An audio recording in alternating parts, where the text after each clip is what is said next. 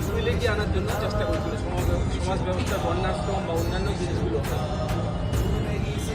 সেই জিনিসগুলোকে ইউটিলাইজ করার জন্য উনি বহু চেষ্টা করেছেন এবং পরবর্তীকালে ভারত স্বাধীন যখন হলো তখন ওনাকে এই দায়িত্ব দেওয়া হলো কনস্টিটিউশন রচনা করার জন্য।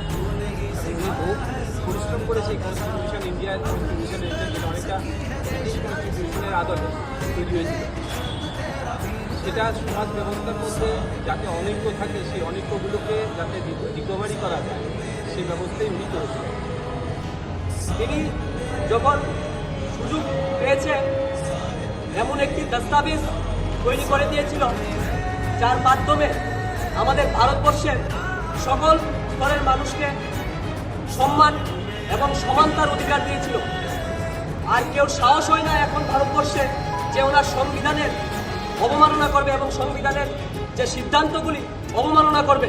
কিন্তু অনেক দুঃখ হয় যখন আমাদের ভারতের রাষ্ট্রপতি শ্রী দ্রৌপদী মুর্মুজি, যিনি ভারতের প্রথম জনজাতি মহিলা রাষ্ট্রপতি, আমাদের রাম মন্দিরের দর্শন করতে যান, ওখানে পূজা করতে যান, তখন পরের দিন একজন দেশের রাজনৈতিক নেতা বক্তব্য রাখেন যে রাম মন্দিরের শুদ্ধিকরণ করানো দরকার। ওনার এই ধরনের বক্তব্যের মানে কি?